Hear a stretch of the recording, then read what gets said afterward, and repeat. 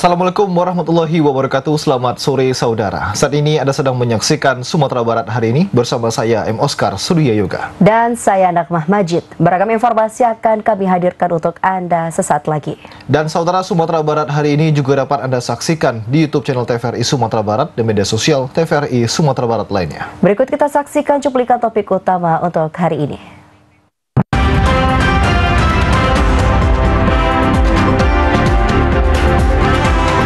Ribuan pendukung meramaikan kampanye Capres Anies Baswedan di Kota Padang.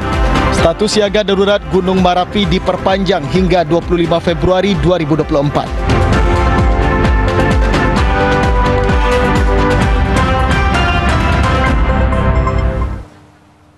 Di informasi pertama, saudara, ribuan pendukung dari kabupaten kota di Sumatera Barat meramaikan kampanye akbar calon Presiden Anies Baswedan di Gor Haji Agus Salim, Kota Padang. Cuaca panas terik tidak menyurutkan niat ribuan pendukung yang telah menunggu kedatangan Anies Baswedan sejak pagi hari.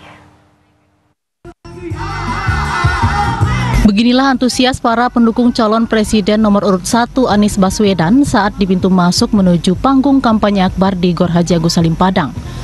Terlihat para pendukung yang berasal dari kabupaten dan kota di Sumatera Barat ini berdesakan untuk berebut mendekat dan berfoto dengan mantan Gubernur DKI Jakarta tersebut. Keramaian pendukung Capres RI nomor urut 1 ini sudah terlihat di lapangan parkir Stadion Gor Haji Agus Salim, Padang sejak pagi hari. Sehingga ketika Anies Baswedan datang dan menaiki panggung kampanye saat cuaca matahari terik, tidak menyurutkan niat mereka untuk tetap bertahan di bawah panggung demi melihat dan mendengar langsung kampanye dari calon presiden pilihan mereka. Dalam kampanye akbar tersebut, Anies Baswedan mengajak pendukungnya memilih menjadi bagian perjuangan perubahan untuk keadilan Indonesia. Calon presiden nomor urut 1 ini juga menyuarakan mengembalikan Indonesia sebagai negara hukum dan bukan negara kekuasaan. Penguasa seharusnya diatur oleh hukum dan bukan sebaliknya, hukum diatur oleh penguasa. Anies Baswedan juga menjanjikan perubahan terhadap biaya hidup yang selama ini mahal, begitu juga dengan solar, pupuk, dan biaya pendidikan. Bahkan pekerjaan masih sulit untuk didapatkan rakyat Indonesia. Mari menjadi bagian yang membuat Indonesia lebih adil, di mana pupuknya tersedia di mana saja, kapan saja, dengan harga terjangkau. Solarnya tersedia di semua sentra-sentra nelayan. Lapangan pekerjaan tersedia untuk anak-anak yang mencari pekerjaan. Dan biaya hidup keluarga-keluarga menjadi lebih murah sehingga keluarga Indonesia bisa menabung. Catatan ini bisa ibu dan bapak simpan, tunjukkan kepada anak cucu di kemudian hari. Insya Allah di sini diberikan umur panjang. Catatan rekaman ini tunjukkan sambil mengatakan, nak, dulu di tahun 2024, di saat Indonesia di persimpangan jalan, makmu ini, ibumu ini, ayahmu ini bukan penonton di rumah yang tidak berbuat. Ayahmu, ibumu pasang poster untuk perubahan, ajak semua untuk perubahan, bikin segala macam pamflet untuk perubahan, datang di pertemuan di GOR tanggal 25 Januari 2024. Dalam kampanye terbuka calon presiden nomor urut 1 itu tampak hadir Ketua DPW PKS Sumbar, Mahyildi Ansarullah, sekaligus Gubernur Sumatera Barat, ikut mendampingi kedatangan Anies Baswedan ke Kota Padang. Serta turut mendampingi Sekjen PKS, Sekjen Partai Nasdem, Ketua TKD Amin Sumbar, dan petinggi partai pengusung lainnya. Novika Adriandi, TVRI Sumatera Barat. Dan saudara, kampanye akbar calon presiden nomor urut 1 Anies Baswedan di Gor Haji Agus Salim, Kota Padang, Sumatera Barat diwarnai insiden pendukung pingsan akibat panas terik bahkan terinjak saat berdesakan dengan pendukung lainnya. Selain itu juga terdapat pendukung yang nakal dengan membawa turut serta anak-anak datang ke lokasi kampanye akbar tersebut. Inilah salah satu insiden yang terjadi saat calon Presiden Anies Baswedan melaksanakan kampanye akbar di Gor Haji Agus Salim, Padang. Seorang pendukung perempuan Parubaya yang diketahui asal kota Sawalunto tersebut digotong menggunakan tandu menuju ambulans yang telah disediakan di lokasi kampanye. Diduga pendukung tersebut mengalami dehidrasi karena rela menunggu sejak pagi hari untuk bertemu langsung dengan calon presiden pilihannya meski di bawah teriknya cahaya matahari. Namun menurut keterangan lainnya juga ada yang mengatakan yang bersangkutan pingsan karena terinjak saat ikut berdesakan dengan pendukung lainnya agar bisa berfoto dengan Anies Baswedan. Didampingi orang terdekatnya, pendukung asal Salunto tersebut segera dilarikan ke Rumah Sakit Ibnu Sina Kota Padang menggunakan ambulans.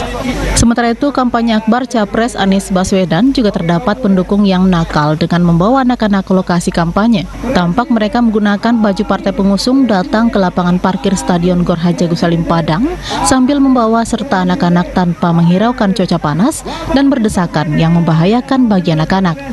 Mereka umumnya berdalih tidak ada yang menjaga anak-anaknya jika ditinggalkan untuk mengikuti kampanye akbar calon presiden nomor urut 1 Anies Baswedan. Nafika Adfriandi, TVRI Sumatera Barat. Saudara, kita beralih ke informasi lainnya. Status siaga darurat Gunung Merapi diperpanjang selama 1 bulan ke depan sebab aktivitas erupsi yang masih berlangsung dan masih berada di level 3 siaga. Pemerintah Kabupaten Agam juga akan melakukan pelebaran jalan untuk jalur evakuasi dan meningkatkan sosialisasi kepada masyarakat.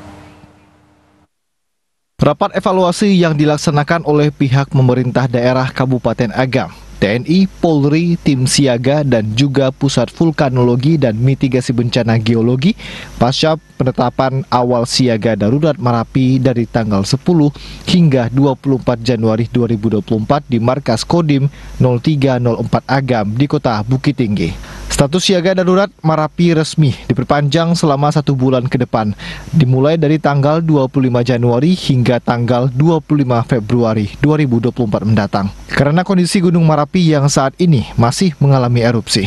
Bambang Warsito, Kepala Pelaksana Badan Penanggulangan Bencana Kabupaten Agam, mengatakan dalam siaga darurat kedua tersebut, pihak tim siaga Merapi akan meningkatkan sosialisasi kepada masyarakat guna memberikan informasi perkembangan Gunung Merapi yang terbaru. Ia juga menyampaikan guna mempermudah akses jalur evakuasi, tim siaga Merapi juga akan melakukan pelebaran jalan di Bukit Batabuah. Namun hal tersebut akan dilakukan sesuai kesepakatan warga setempat. Sementara itu, tim siaga bencana juga akan melakukan upaya simulasi di sekolah-sekolah dan pemukiman warga yang memasuki radius 4,5 km dan juga trauma healing bagi anak-anak agar bisa mengobati kekhawatiran akibat erupsi Gunung Merapi. Rapat lintas sektoral yang baru saja kita laksanakan dengan mempertimbangkan sesuai dengan arahan dari BPMBG, kesimpulan yang disampaikan dari kawan-kawan dari BPMBG terjadi peningkatan. Kemudian juga penyampaian dari Bapak Dandim selaku komando di lapangan sudah ditegaskan juga masyarakat yang ditemui di lapangan memang perlu dilakukan panjangan, ditambah lagi dengan instruksi Bapak Bupati untuk tetap kita melakukan siaga di selingkar Gunung Merapi. Jadi kita sudah mempertimbangkan segala macam dan sudah kita putuskan dalam rapat, dan itu merupakan kesepakatan dalam rapat bahwasanya siaga darurat bencana erupsi Gunung Merapi diperpanjang 1 bulan. Bambang Warsito juga tetap menghimbau kepada masyarakat untuk selalu mematuhi himbauan pemerintah, seperti selalu memakai masker dan mengurangi aktivitas di luar ruangan saat terjadinya hujan abu, dan untuk selalu berkoordinasi dengan tim siaga bencana guna mendapatkan informasi terkait perkembangan Gunung Merapi. Dari Kota Bukit Tinggi, demikian laporan Jeffrey Wahyudi, TVRI Sumatera Barat. Sementara itu, Saudara, pemerintah Kabupaten Tanah Datar meningkatkan kewaspadaan terhadap ancaman banjir lahar dingin dan ancaman lain dari erupsi Merapi. Prediksi PVMBG, terdapat sekitar 500.000 kubik abu vulkanik di atas puncak Merapi, dan sewaktu-waktu bisa hanyut terbawa arus sungai yang berhulu di Gunung Merapi. Bahaya erupsi Merapi terus menghantui masyarakat yang bermukim di lereng Gunung Merapi, khususnya di wilayah Kabupaten Tanah Datar. Selain letusan, ancaman terbesar saat ini yakni banjir lahar dingin, yang hal ini seiringan dengan tingginya curah hujan di wilayah tersebut. PVMBG juga memperkirakan kondisi terkini terdapat lebih kurang 500.000 meter kubik abu vulkanik di atas puncak Gunung Merapi. Abu vulkanik tersebut bisa saja sewaktu-waktu hanyut melalui sungai-sungai yang berhulu di Marapi. Menanggapi hal ini, pemerintah Kabupaten Tanah Datar mengaku terus meningkatkan kewaspadaan terhadap segala bentuk ancaman erupsi Marapi. Berbagai persiapan juga telah dilakukan, mulai membentuk posko pengamatan di kecamatan terdampak, menyediakan lokasi evakuasi, hingga memperbarui seluruh jalur evakuasi. Kepada masyarakat yang bermukim di sepanjang daerah aliran sungai, diingatkan untuk tidak lengah dan terus mewaspadai ancaman banjir lahar dingin yang bisa terjadi saat intensitas hujan yang tinggi seperti saat ini. Kami selalu waspada, apalagi levelnya level 3. Kami sebagai pemerintah daerah dan tentu akan selalu siap untuk mengantisipasinya. Bagi masyarakat kami yang di sekitar Gunung Merapi, kami tetap menghimbau bahwa ancaman ini sangat berbahaya untuk kesehatan kita, apalagi abu dari erupsi Gunung Merapi itu. Berdasarkan evaluasi dan analisis PVMBG hingga 22 Januari 2024, Gunung Merapi yang terletak di 2 Kabupaten Agam dan Tanah Datar masih berstatus siaga.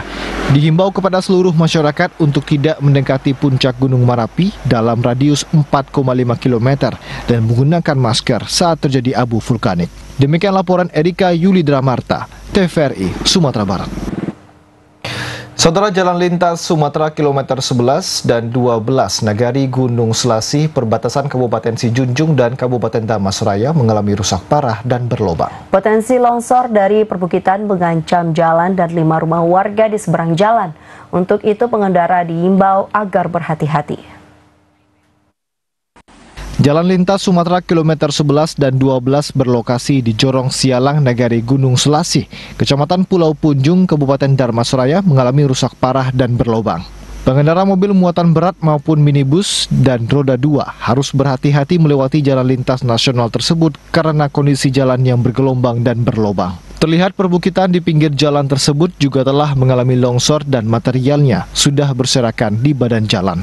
Dan saat ini saya mau menuju Damasraya dan saya memasuki perbatasan Sijunjung Damasraya sudah menemui banyak lubang dan beberapa titik longsor. Untuk kedepannya semoga pemerintah sigap untuk melaksanakan jalan tersebut. Sementara itu, salah seorang warga R mengatakan sejumlah rumahnya terancam longsor dari perbukitan dan tebing jalan sehingga warga khawatir khususnya ketika cuaca hujan. Semoga jalan ini cepat diperbaiki. Ya. Terus materi-materi tersisa ini apa harapan ini? Cepat dibuang. Iya. Semoga kami aman juga tinggal di sini. Ini di tempatnya di mana nih? Di Sialang. Ini udah berapa minggu ini? Paling lambat udah 2 minggu. 2 minggu. 5 rumah lah yang kena dampak banjir. Longsor. Dampak longsor ya. Ada kecemasan tinggal di sini ya? Ya, adalah kecemasan. Masyarakat menilai penyebab rusak jalan lintas nasional tersebut diduga akibat over kapasitas mobil angkutan barang yang tidak sesuai dengan aturan angkutan jalan. Diharapkan pihak terkait dan pemerintah untuk bisa menyelesaikan permasalahan jalan lintas Sumatera ini secara cepat, karena merupakan jalur utama mobilitas masyarakat di lintas Sumatera. Dari Damasraya, demikian laporan Muhammad Didit, TVRI, Sumatera Barat. Saudara, tetaplah bersama Sumatera Barat hari ini. Usai jeda kami akan kembali dengan sejumlah informasi menarik di antaranya. Diintimidasi PJ Wali memilih caleg, guru TK lapor Bawaslu. Informasi selengkapnya sesaat lagi.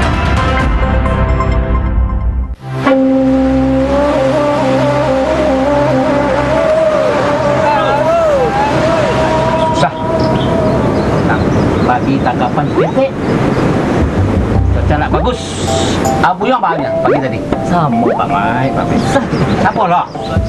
Kita ini kan mau pemilu nih Bapak. Ya betul bulan 2. Mana kalau kita pilih pemimpin yang pro kedaulatan. Setuju ya. Assalamualaikum. Waalaikumsalam. Tadi kedengaran ngomong-ngomong tentang pemimpin. Kenapa susah? Kalau saya pilih aja yang ini. Saya? Yang ini. Oh yang ini. Ya. Kalau saya enggak itu Pak. Apa itu janji-janji yang ada? Kita perlu milih pemimpin yang pro nelayan ya Pak Mak ya. Pemimpin yang ini berubah semuanya, memperhatikan rakyat, memperhatikan nelayan, itu maunya. Alah, cuma janji-janji tuh Pak Adang, nggak ada buktinya. Mana buktinya? Ayo kita buktikan saja nanti 14 Februari. Ayo, siapa takut? Ayo.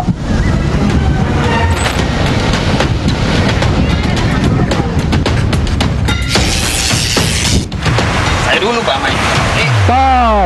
Stop, anak muda. Bapak, jadikan pemilu ajang persaingan sehat, bukan permusuhan. Ayo, sukseskan pemilu tahun 2024. Pemilu damai, bangsa bersatu.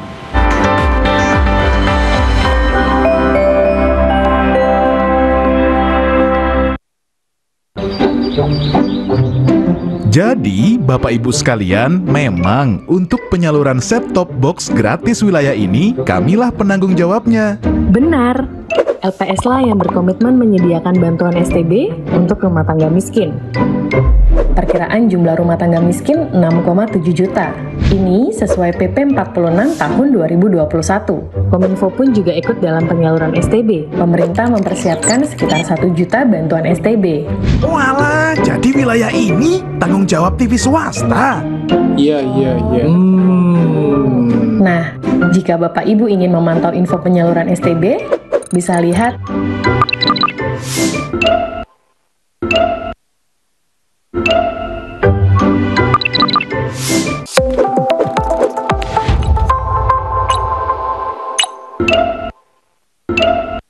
Warga Plus 62, pemilu sudah dekat. Sudah pada tahu apa saja tahapan dan jadwal penyelenggaraan pemilu 2024? Simak informasi berikut ini. Pencalonan anggota DPD. Pencalonan anggota DPR, DPRD Provinsi, dan DPRD Kabupaten atau Kota. Pendaftaran bakal calon presiden dan wakil presiden. Pengusulan bakal calon pengganti atas hasil pemeriksaan kesehatan. Penetapan pasangan Capres-Cawapres. Penetapan nomor urut pasangan calon. Masa kampanye pemilu. Masa tenang. Pemungutan suara. Penghitungan suara. Rekapitulasi hasil penghitungan suara. Suara rakyat, suara pemilu.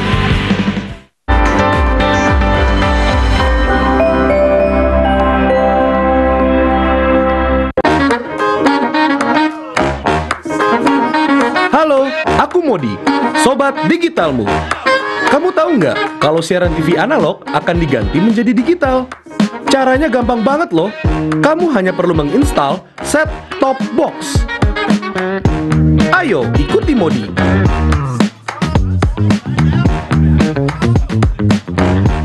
Siaran TV digital membuat gambar televisimu menjadi lebih bersih.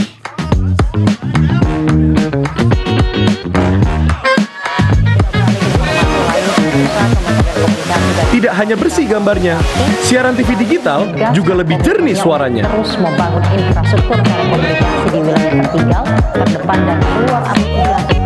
Selain membuat gambar lebih bersih dan suara lebih jernih, teknologi TV digital juga lebih canggih.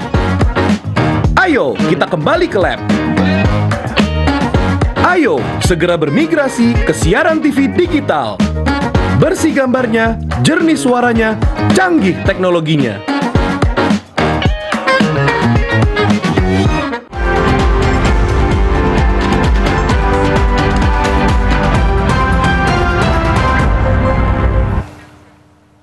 Saudara, Anda kembali menyaksikan Sumatera Barat hari ini. Kita ke informasi selanjutnya. Warga Kelurahan Kuranji berembuk membahas prioritas pembangunan baik infrastruktur maupun pemberdayaan masyarakat yang akan dijadikan usulan untuk sasaran pembangunan Kota Padang. Yang menjadi isu pembahasan yakni masalah banjir dan kemiskinan yang masih tinggi di Kelurahan Kuranji. Proses usulan pembangunan yang dibahas di Rapat Koordinasi Pembangunan Rakorbang RKPD tahun 2025 dimulai dari tingkat RT, RW, kemudian perangkat RT dan RW melaksanakan rapat untuk menyepakati usulan kegiatan prioritas pembangunan yang akan dilaksanakan pada tahun 2025. Selain menjadi ajang silaturahmi pemerintah dengan tokoh masyarakat, Rakorbang juga untuk menyatukan visi pembangunan di Kelurahan Kuranji. Sebagian besar usulan yang mencuat dari warga terkait penanganan masalah banjir di Jalan Apel, Perumnas Belimbing, dan Perumahan Kuranji Permai. Warga berharap pemerintah bisa memberikan solusi berupa pembenahan drainase. Usulan Rakorbang di 19 RW Kelurahan Kuranji juga tidak terlepas dari visi dan misi Wali Kota Padang untuk mewujudkan Kota Padang berbasis pendidikan, perdagangan, dan pariwisata unggul berdaya saing. Pemetaan aspek-aspek pemberdayaan, aspek-aspek pembangunan infrastruktur yang ada di daerah kita Kelurahan Kuranji ini dengan komposisi penduduk 42.000 lebih kurang. Kemudian aspek daripada pemberdayaan perlu kebutuhan terutama sekali pada tingkat-tingkat permasalahan sosial, tingkat kemiskinan.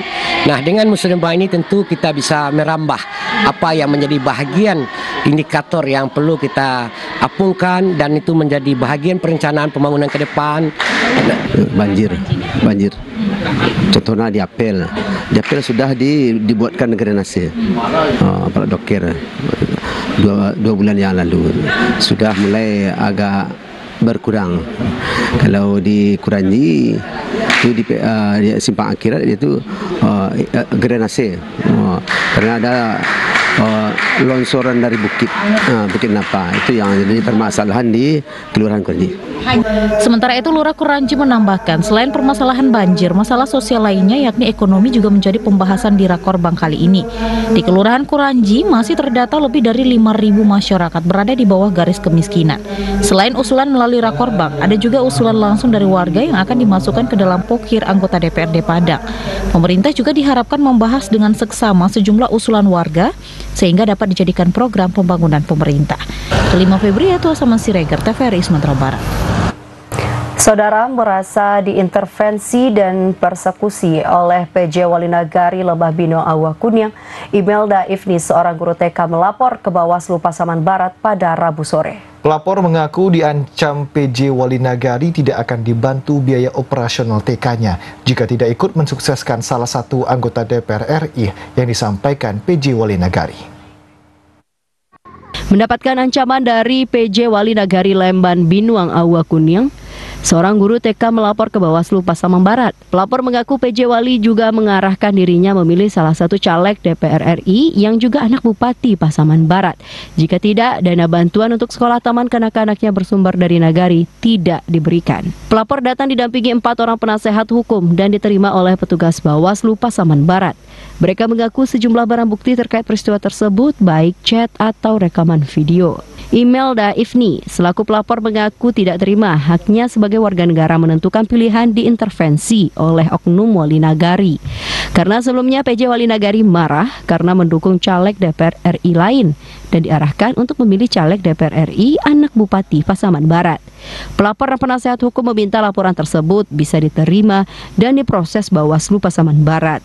Selain persekusi dan intimidasi, seorang PJ Wali Nagari yang berstatus ASN dilarang berkampanye dan mengarahkan hak pilih warganya. Pasca melengkapi berkas dan dokumen, laporan tersebut diterima Bawaslu dan akan dilakukan tindak lanjut sesuai dengan regulasi yang ada. Pelapor bersama tim keluar dari kantor Bawaslu Rabu malam dengan membawa tanda bukti penyampaian laporan dari Bawaslu. Saya mengalami ancaman dari oknum PJ Wali Nagari Lembah Binong Awah Kunyang bahwa kalau saya tidak mundur dari tim relawan harian PJB, maka anggaran TK saya di Nagari Lembah Binong Awah Kunyang akan dicoret. Jadi saya merasa terancam di sini gitu. Jadi makanya saya melaporkan hal ini ke Bawaslu. Sementara itu, Komisioner Bawaslu Pasaman Barat Laurensius Simatupang membenarkan adanya laporan masuk sore kemarin. Timnya akan meneliti dan memproses laporan tersebut sesuai regulasi yang ada. Karena saat ini juga terdapat laporan lain yang sedang diproses. Dari Kabupaten Pasaman Barat, demikian laporan Andika Adisa Putra, TVRI Sumatera Barat. Mangkir 2 kali pemanggilan, tim Sentra Gakumdu Bawaslu Pasaman Barat melakukan pemeriksaan atau klarifikasi terlapor Bupati Pasaman Barat di rumah dinasnya pada Rabu kemarin. Dan tim lainnya juga melakukan pemeriksaan saksi lain di Kecamatan Sasak dan juga Nagari Maligi.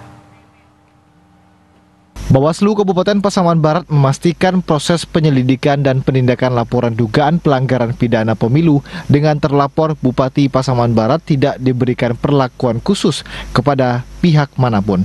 Tim Sentra Gakumdu Bawaslu Pasaman Barat datang langsung ke lokasi karena terlapor dan saksi mangkir dari 2 kali pemanggilan.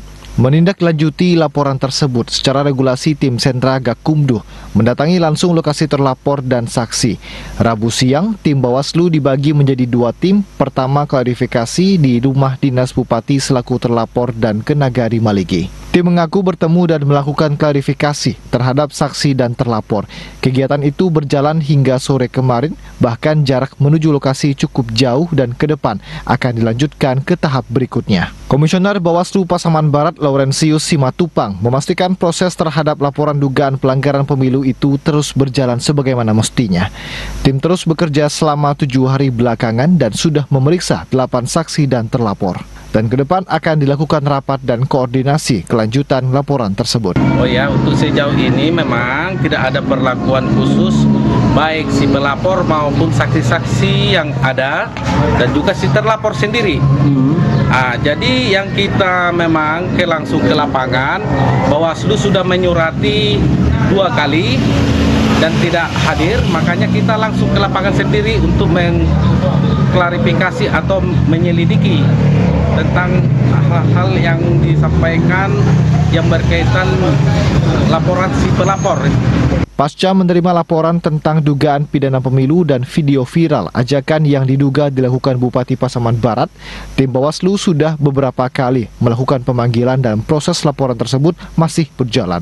Bawaslu berkomitmen akan memproses sesuai aturan yang ada. Dari Kabupaten Pasaman Barat, demikian laporan Andika Adi Saputra, TVRI, Sumatera Barat. Saudara, daftar pemilih tambahan atau DPTB yang masuk Kota Padang hingga saat ini sudah mencapai 4.594 pemilih dengan rincian 2.003 pemilih laki-laki dan 2.594 pemilih perempuan. Jumlah pemilih tambahan yang keluar maupun masuk ke Kota Padang terus mengalami penambahan. Untuk daftar pemilih tambahan yang keluar dari Kota Padang hingga saat ini sudah berjumlah 6.252 pemilih dengan rincian 2.969 pemilih laki-laki serta 3.283 pemilih perempuan. Sementara daftar pemilih tambahan yang keluar dari Kota Padang berjumlah 4.594 pemilih dengan rincian 2.300 pemilih laki-laki dan 2.594 pemilih perempuan. Pengurusan pindah memilih untuk 9 kategori ini menurut Komisioner KPU Kota Padang Arianto telah berakhir 15 Januari lalu. Namun untuk pengurusan DPTB dengan 4 kategori akan berakhir 7 hari sebelum hari pencoblosan. 4 kategori yang masih bisa mengurus pindah memilih diantaranya kerja di tempat lain, menjadi tahanan lembaga pemasyarakatan, dirawat di rumah sakit, serta adanya bencana alam di suatu daerah yang bersangkutan. Di total DPTB masuk di Kota Padang itu 4.594.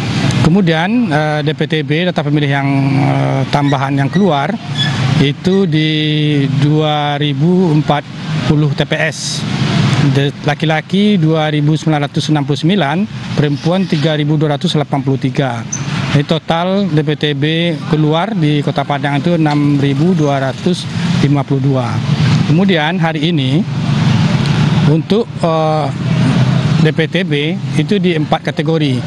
Itu berakhirnya di 7 Februari 2024 di H-7 menjelang hari pemungutan suara berdasarkan itu adalah keputusan MK nomor 20 tahun 2019. Untuk itu, KPU Padang menghimbau masyarakat yang termasuk dalam 4 kategori tersebut agar segera mengurus surat pindah memilih seminggu sebelum hari pencoblosan. Nur Kalbi, TVRI Sumatera Barat.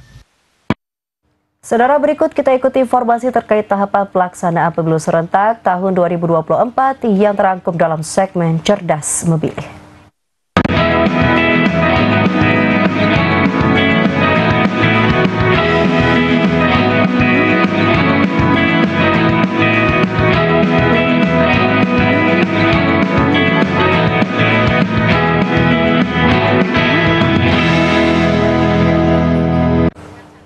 Selama masa kampanye, Panitia Pengawas Pemilu Kecamatan Ampek Jurai, Kabupaten Pesisir Selatan menghentikan sebanyak 4 kegiatan kampanye karena tidak memiliki surat tanda terima pemberitahuan atau STTP dari kepolisian. 4 kegiatan kampanye yang dihentikan tersebut terhitung sejak 28 November 2023 hingga 24 Januari 2024. Ketua Pamwaslu Kecamatan Empat Jurai, Deki Primadona mengatakan hingga kini pihaknya telah menghentikan 4 kegiatan kampanye karena peserta pemilu tidak memiliki izin STTP dari pihak kepolisian.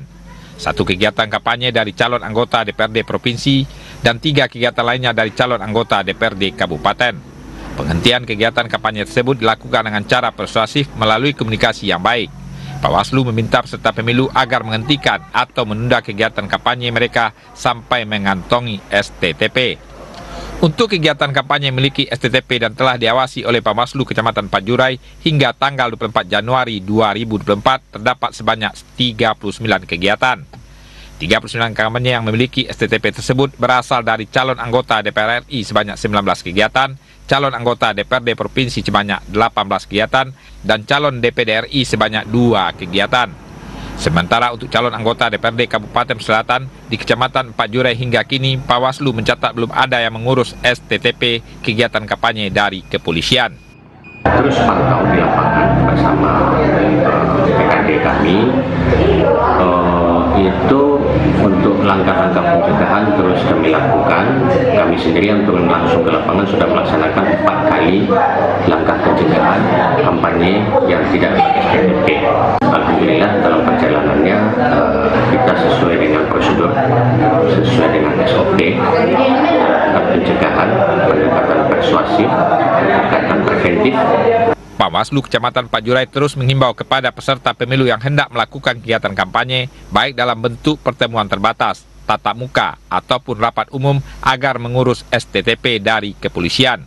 Hal ini karena sudah diatur dalam Peraturan Komisi Pemilihan Umum Nomor 15 Tahun 2023 tentang kampanye pemilu tahun 2024. STTP ini penting diurus karena akan menjadi dasar legal tidaknya kegiatan kampanye yang dilakukan di suatu wilayah. Selain itu juga sebagai dasar bagi pihak kepolisian dalam menentukan pola pengamanan yang tepat sehingga situasi keamanan dan ketertiban masyarakat tetap kondusif selama kampanye. Dari Kabupaten Selatan, demikian laporan Jeffrey Bentarso, TVRI Sumatera Barat.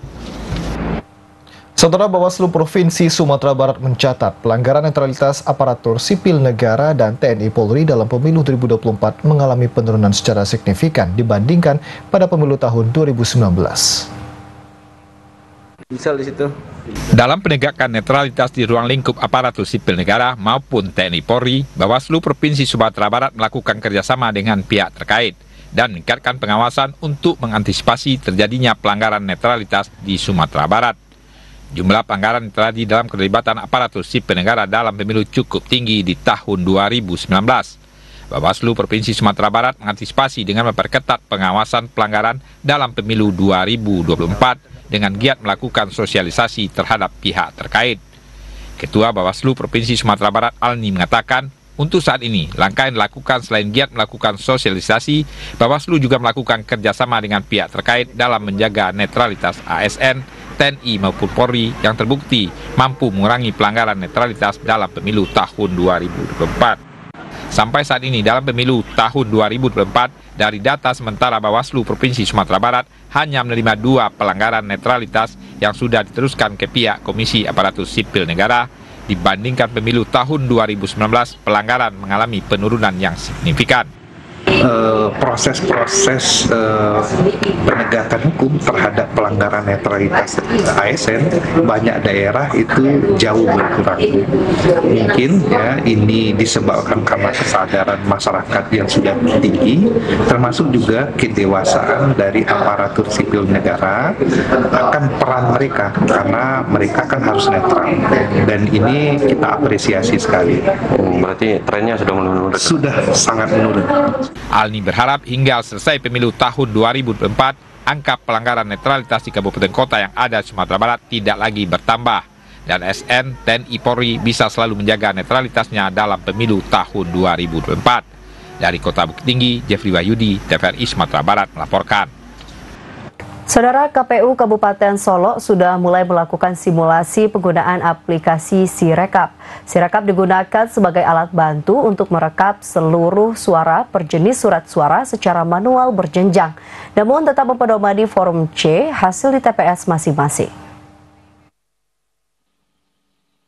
Komisi Pemilihan Umum Kabupaten Solok melakukan simulasi pemungutan dan penghitungan suara serta penggunaan aplikasi Sirekap kepada anggota PPK dan PPS se-Kabupaten Solok. Sirekap tersebut yaitu sistem informasi rekapitulasi elektronik yang digunakan oleh KPU untuk penghitungan suara. Sirekap digunakan sebagai alat bantu untuk merekap seluruh suara per jenis surat suara secara manual berjenjang. Ketua Divisi Teknik Penyelenggaraan Pemilu KPU Kabupaten Solok, Desva Wandri menjelaskan, Sirekap ini alat bantu untuk mempercepat perhitungan suara, namun tetap mempedomani forum C hasil di TPS masing-masing.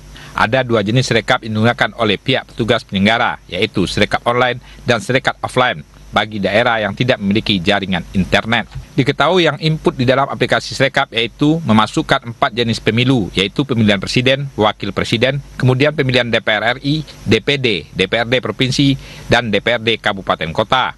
Selanjutnya, mengisi form C hasil yang berisikan penghitungan suara di TPS yang mengirim form C hasil ke panitia pemilihan kecamatan atau PPK. Kalau rata-rata tadi ketika kita tanya kepada PPK dan PPS kita di tingkat kecamatan dan nagari, itu mereka sudah memahami secara keseluruhan aplikasi ini. Jadi ini salah satu terobosan baru dari KPU RI menggunakan perkembangan teknologi itu dengan peluncuran aplikasi Sirekap ini. Itu salah satu. Jadi yang pertama yang diinput dalam Sirekap, yang pertama C salinan atau C hasil. Itu nanti akan diinput ke dalam aplikasi Sirekap. Sementara itu, sampai sejauh ini rata-rata petugas PPK dan PPS Nagari sudah memahami secara keseluruhan terkait aplikasi Sirekap. Jika di kemudian hari ada kendala, maka akan dilakukan rapat koordinasi. Dari Kabupaten Solok, demikian laporan Ari Pratama Setiawan, TVRI Sumatera Barat. Proses sortir dan pelipatan surat suara pemilu, pemilihan presiden, wakil presiden, dan anggota legislatif telah selesai dilakukan oleh KPU Padang Pariaman. KPU Padang Pariaman menargetkan pendistribusian logistik ke tingkat kecamatan pada 11, 12, dan 13 Februari. Hal itu dilakukan lebih cepat mengingat luasnya wilayah Padang Pariaman. Proses sortir dan pelipatan surat suara pemilu, pemilihan presiden, wakil presiden, dan anggota legislatif yang dilakukan Komisi Pemilihan Umum Padang Pariaman dengan melibatkan masyarakat telah selesai dilakukan.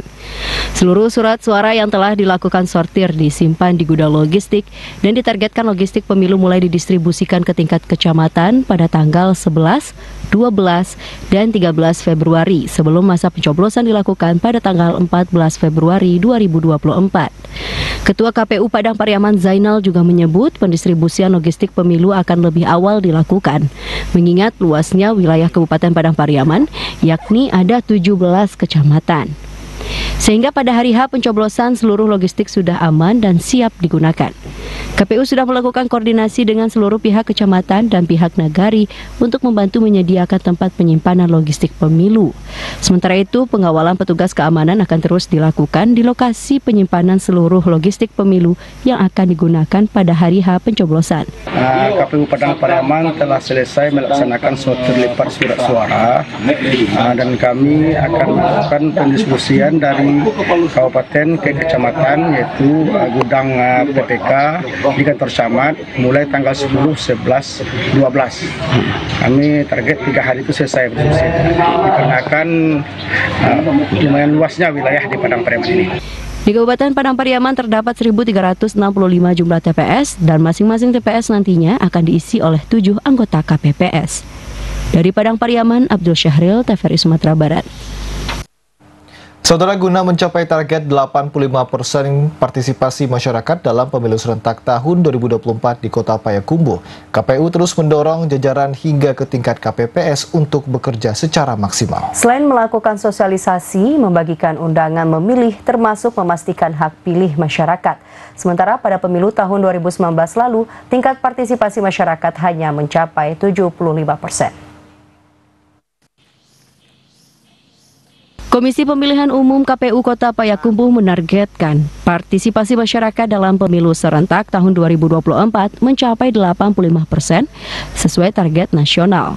Untuk itu KPU terus mendorong jajaran penyelenggara pemilu untuk bekerja secara maksimal. Proses tersebut diantaranya dengan memastikan masyarakat yang telah memiliki hak pilih untuk menerima surat undangan memilih pemilu serentak tahun 2024 yang akan dilaksanakan pada tanggal 14 Februari nanti.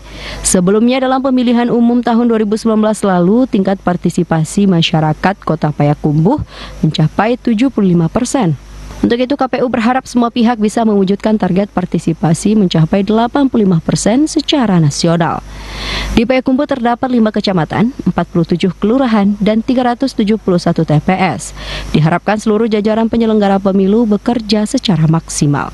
Selain itu, KPU juga ingatkan jajaran penyelenggara hingga tingkat KPPS bekerja sesuai aturan agar pemilu terlaksana sesuai dengan tahapan. KPU Kota Payakumbuh menargetkan partisipasinya adalah 85%. Tentunya ini menjadi PR kita bersama dan terkhusus kami sebagai penyelenggara yang hari ini kami juga seluruh Indonesia dan untuk Kota Payakumbuh melakukan pelantikan pada KPPS-nya, di mana PPS melantik KPPS yang akan bekerja di hari pemungutan suara. Salah satu tugasnya yang akan ditunaikan oleh KPPS adalah menyebarkan atau menyerahkan C pemberitahuan kepada seluruh pemilih yang terdata dalam DPT. Pada pemilu serentak tahun 2024 ini, jumlah daftar pemilu tetap atau DPT Kota Payakumbuh mencapai 102.004.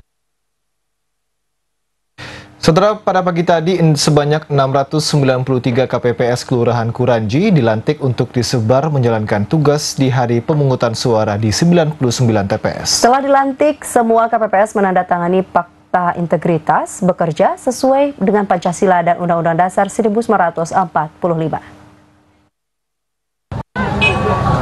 Pasca dilantik, 693 KPPS akan mengikuti BIMTEK pada tanggal 26 sampai 28 Januari 2024 di Aula Kampus 2 UBH Ayapaca. BIMTEK diberikan untuk menyamakan persepsi seluruh KPPS akan tugas dan tanggung jawab sebagai penyelenggara pemungutan suara.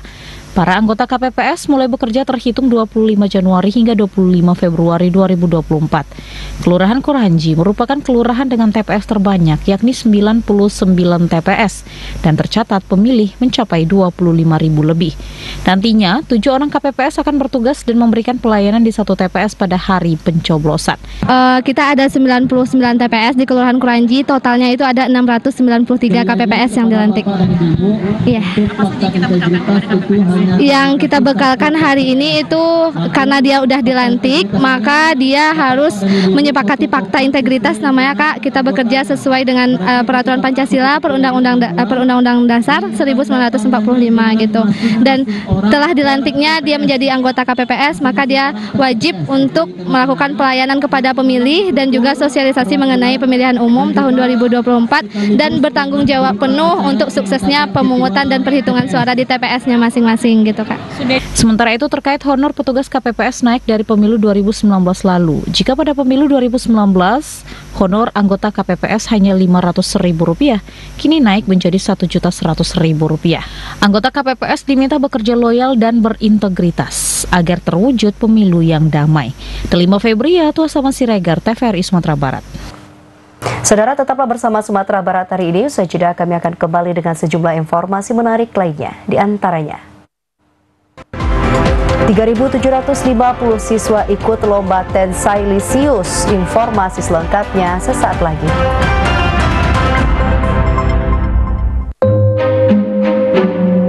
Anak si Mida, cucu Tek Roy, nampak kitik sekali dia, Ambo.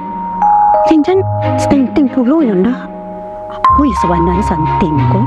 Ya, pada suka ambilan balik. Iyo, cok bana tuh. Pasunyo bulan pastan baru paing, kini lah paing lo balik. Iyo, unik. Ambo ikhtiar memberikan yang terbaik. Posyandu dekat sini di mana? Sajak dari ya, makasih ya. Sehat yang kini mah. Dia banyak-banyak mana makan yen. Apalagi kau sudah lama layan. Wih, gampang makan. Bata diet lah diet. Insya Allah anak ambo lagi ASI eksklusif 6 bulan. Benjamin ambo lagi ASI eksklusif juga main. Sampai kini imunisasinya pun lengkap supaya anak sehat, cerdas kini hingga nanti.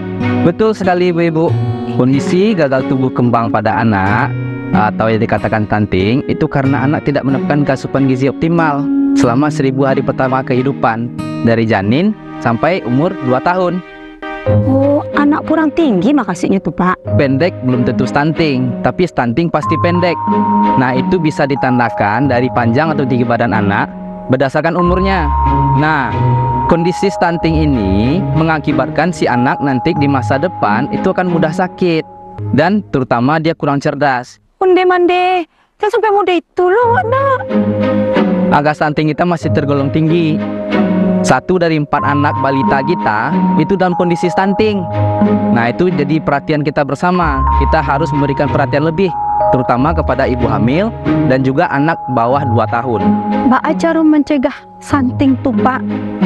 Pertama,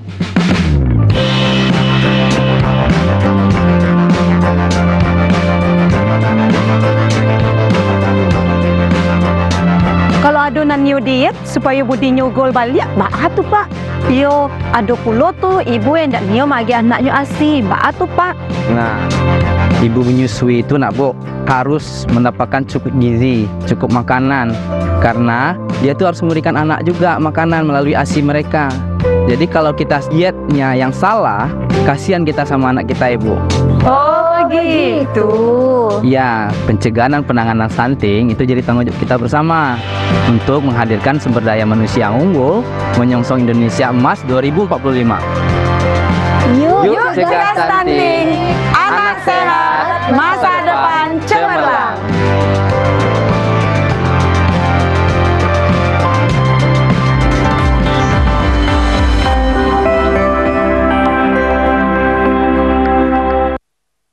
Warga Plus 62, pemilu sudah dekat. Sudah pada tahu apa saja tahapan dan jadwal penyelenggaraan pemilu 2024? Simak informasi berikut ini. Pencalonan anggota DPD. Pencalonan anggota DPR, DPRD Provinsi, dan DPRD Kabupaten atau Kota. Pendaftaran bakal calon presiden dan wakil presiden. Pengusulan bakal calon pengganti atas hasil pemeriksaan kesehatan. Penetapan pasangan capres-cawapres. Penetapan nomor urut pasangan calon. Masa kampanye pemilu. Masa tenang. Pemungutan suara, penghitungan suara, rekapitulasi hasil penghitungan suara, suara rakyat, suara pemilu.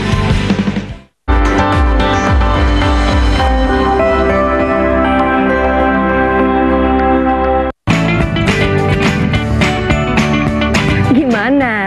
Bersih dan jernih kan siarannya? Jangan khawatir, semua ini gratis. Bagi kamu yang masih menggunakan TV analog, cukup dengan satu langkah mudah. Untuk televisi yang sudah siap digital, cukup scan ulang siaran TV kamu untuk menangkap siaran TV digital.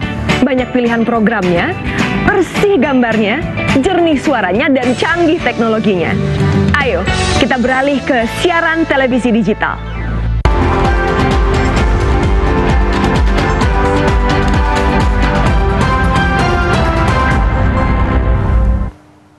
Terima kasih saudara, Anda masih bersama kami di Sumatera Barat hari ini. Kita ke informasi selanjutnya.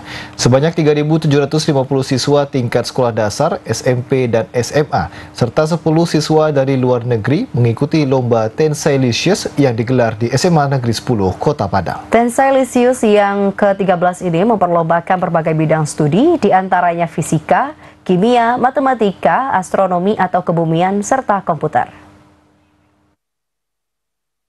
SMA Negeri 10 Padang terus mengembangkan lomba Tensailicious tingkat SD, SMP, dan SMA tahun ini.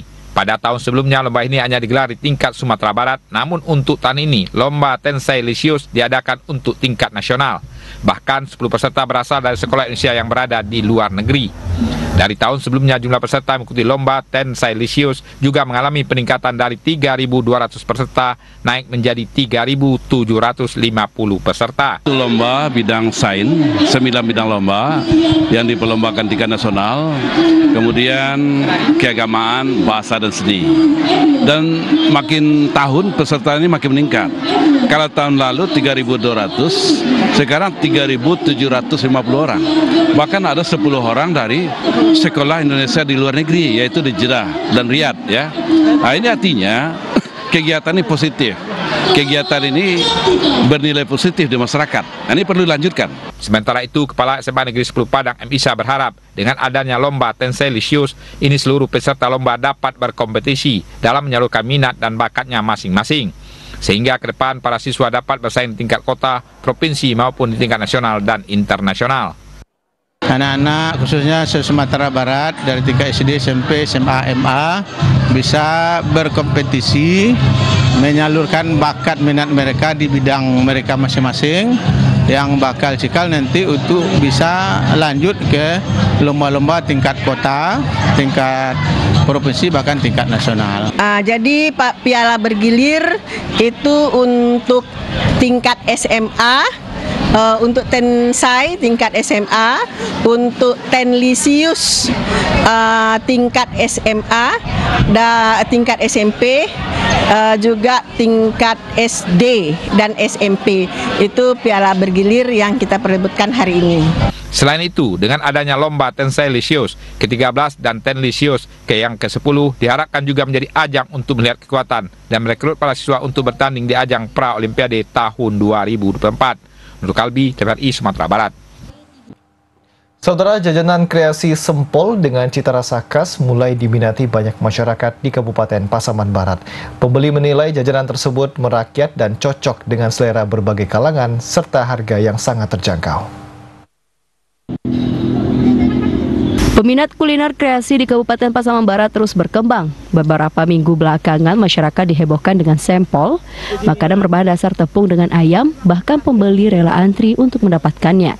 Seperti yang terlihat di gerai sempol Masyanto di sekitar Kampung Bacah Taro, pembeli dari berbagai kalangan usia mengantri mendapatkan sempol dengan cita rasa pedas, asin, atau original. Makanan kreasi ini cukup banyak diminati oleh masyarakat. Sejak buka di siang hari, sempol tersebut terlihat laris manis oleh pembeli. Selain rasa, harga per porsinya juga terjangkau, yaitu Rp2.000 per tusuk atau Rp5.000 per 3 tusuk dengan berbagai pilihan topping. Tito, salah seorang pelaku UMKM sempol, mengaku dagangan cukup ramai dan banyak peminat.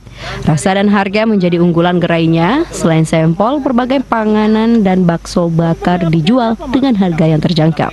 Bahan dasarnya tepung, ayam. Itu nanti cara masaknya? Dicetak dulu, terus habis itu baru digoreng. Ini mulai jualan sejak kapan nih, Mas? Bukanya? Bukanya pagi sampai jam 9:30 malam. Berarti di Pasaman Barat ini saya lihat nggak ada yang jual ya? Ada, di taman ada, di jalan apa ini, dekat Simpang KKN ini ada. Tapi jajanan cukup baru gitu kalau di sini ya? Iya. Cukup baru ya, Mas? Segala umur maksudnya, Mas? Segala umur, dari yang tua sampai yang muda sampai anak-anak. Kalau daerah asalnya ada nggak sempol nih, Mas? Informasi yang kita terima. Itu ini sebenarnya inovasi, bukan dari satu daerah Sunda. Keberadaan UMKM dan pedagang makanan di Pasaman Barat saat ini terus menggeliat maju. Bahkan pusat jualan kuliner di sekitar jalur 32 dan kantor bupati mulai menjamur. Pelaku UMKM berharap adanya perhatian khusus agar bisa lebih maju untuk kedepannya. Dari Kabupaten Pasaman Barat, Andika Adisaputra, TVRI Sumatera Barat. Saudara, berikut kita ikuti informasi lainnya di wilayah Sumatera yang telah kami rangkum dalam segmen Lintas Andalas.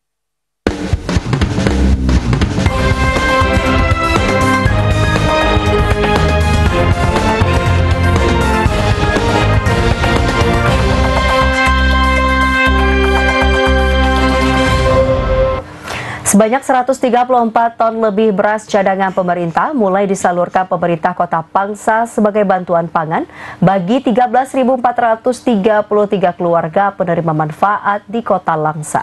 Penyaluran bantuan beras ini dalam rangka upaya menstabilkan harga beras di pasaran, serta membantu meringankan beban masyarakat dalam memenuhi kebutuhan pangan.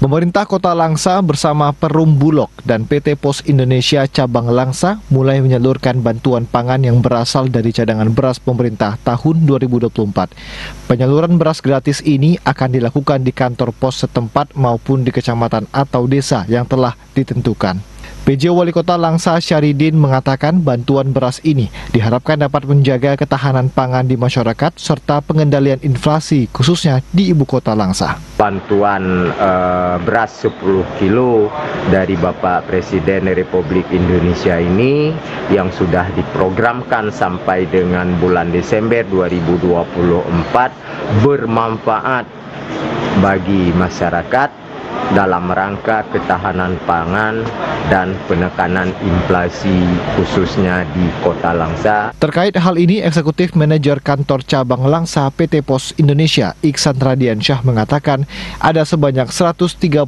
ton lebih beras yang ditujukan kepada 13.433 keluarga penerima manfaat di Kota Langsa.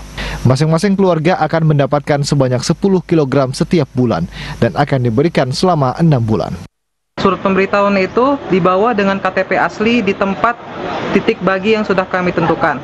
Contohnya untuk Langsa Kota itu di kantor pos di hari Kamis, dan untuk Langsa Lama itu di Pasar Rakyat Sidodadi. Sementara pimpinan Perum Bulog Kantor Cabang Langsa Nasrizal Ramadan menyebutkan, saat ini ketersediaan stok beras di gudang Bulog Langsa masih aman hingga menjelang Hari Raya Idul Fitri 2024 mendatang, atau tersedia sekitar 3.562 ton. Meski begitu, pihaknya terus mengupayakan tambahan pasokan dari Perum Bulog Pusat. Meminta tambahan juga ke kantor pusat untuk ditambahkan sebanyak 3.000 ton. Dengan penguasaan stok kami saat ini 3.562 ton untuk menjangkau 3 kabupaten kota. Penyaluran beras cadangan pemerintah ini diharapkan dapat membantu masyarakat dalam memenuhi kebutuhan pangan. Dari Aceh, Tim Liputan TVRI melaporkan. Saudara, informasi tadi sekaligus menutup perjumpaan kita dalam Sumatera Barat hari ini. Saya Nagmah Majid. Dan saya M. Oscar Surya Yoga, mewakili kerabat kerja bertugas pamit undur diri dan terima kasih atas kebersamaan Anda. Wassalamualaikum warahmatullahi wabarakatuh, selamat sore dan sampai jumpa.